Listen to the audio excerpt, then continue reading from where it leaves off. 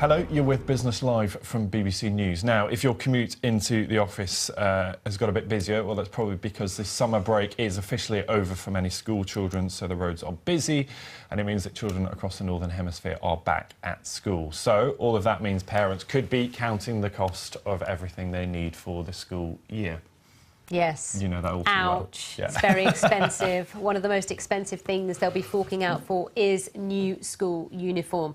So why are uniforms becoming more expensive, or are they? Our next guest certainly does know all about it. Yeah, he does. He is the boss of a firm called Trutex. It's the UK's #1 brand in school uniforms and sportswear. It was founded over 150 years ago under a different name and has been operating under the Trutex name since the 1920s.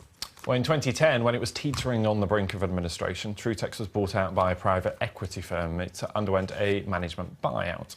Success ensued, and now it has expanded into China and the Middle East. In China itself, it has 10 factories and manufactures over 1.5 million garments there every single year.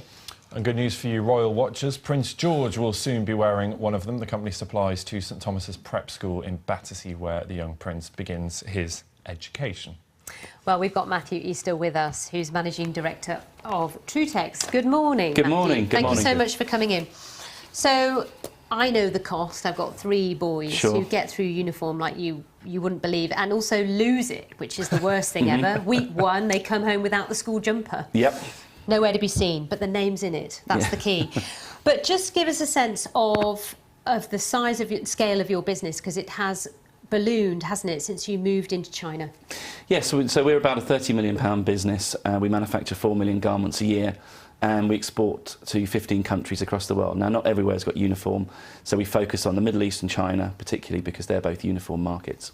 And in China itself, when you started working there, you had to sort of get used to their culture. I mean, their uniform was fairly, well, you explain. Yeah, so traditionally their uniform was very much sort of in line with the communist state, so it was sort of pretty horrible shell suits. Sorry for anybody who likes to wear those. But these days it's far more akin to a European or British style education uniform, because the schools are becoming more branded and more focused on brand.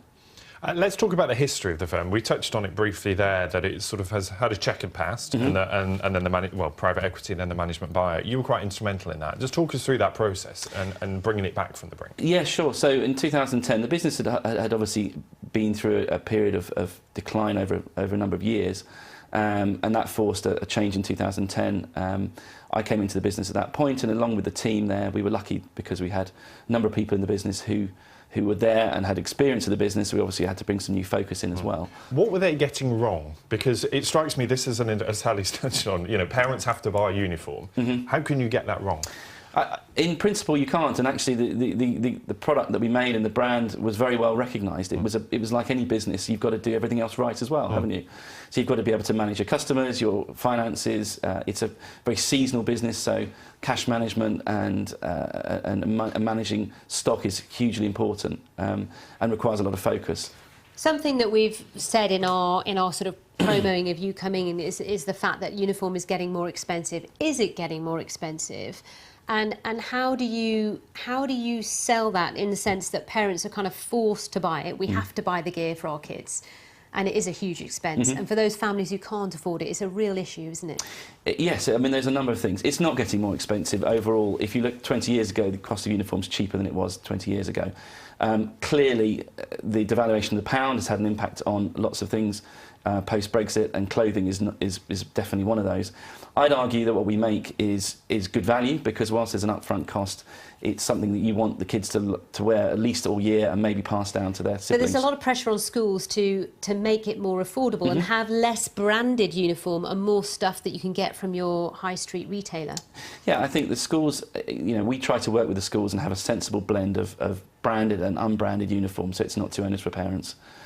We work on that basis, and schools also help. But that's not good news for your business model, is it? It means you make less money, presumably. There's plenty of schools that we can go and get to as well, and on that model, I think we'll get more business over the time by doing it right.